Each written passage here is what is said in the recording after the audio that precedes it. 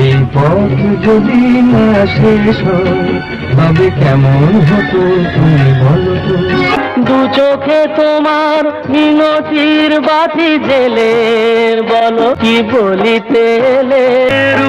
की नई अदा हम देखा करेंगे पल पल में। তিনি হলেন বাঙালির ম্যাটিনি আইডল। বাংলা ফিল্ম ইন্ডাস্ট্রিতে তাঁর ছেড়ে যাওয়া নায়কের আসনটি এখনও পর্যন্ত শূন্য। হ্যাঁ, তিনি হলেন মহানায়ক উত্তম কুমার। মহানায়কের ক্যারিশমা ও জনপ্রিয়তার কথা আমরা সকলেই জানি।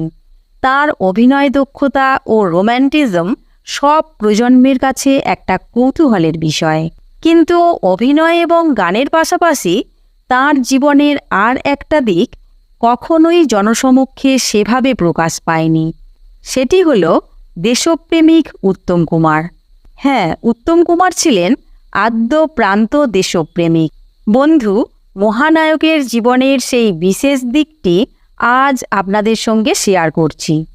বন্ধু, আপনারা দেখছেন আপনাদের ইউটিউব চ্যানেল ফ্যাক্টস এমডি।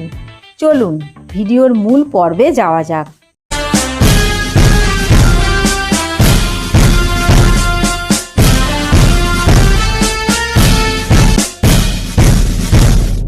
উনিশশো 42।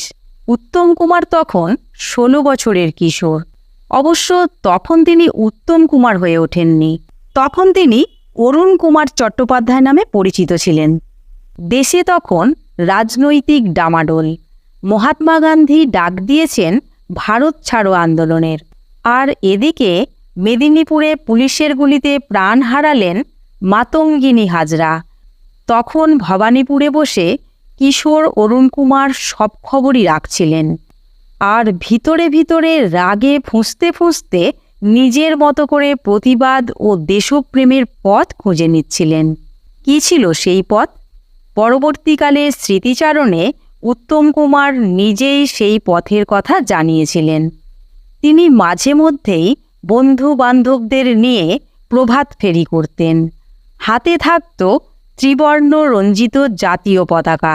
প্রভাত ফেরির একেবারে প্রথম সারিতে তাঁরই লেখা ও সুর করা গান গাইতে গাইতে এগিয়ে চলতেন উত্তম কুমার।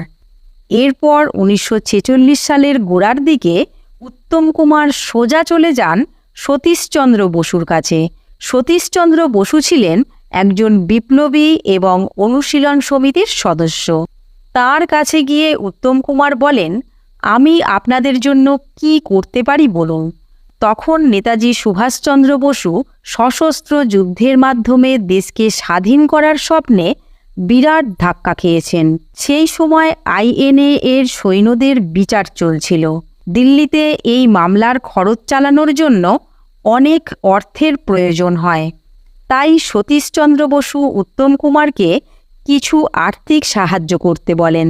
সেই সময় উত্তম কুমারের উদ্যোগে লুনার ক্লাবের পক্ষ থেকে একটি চ্যারিটি শো আয়োজন করা হয়।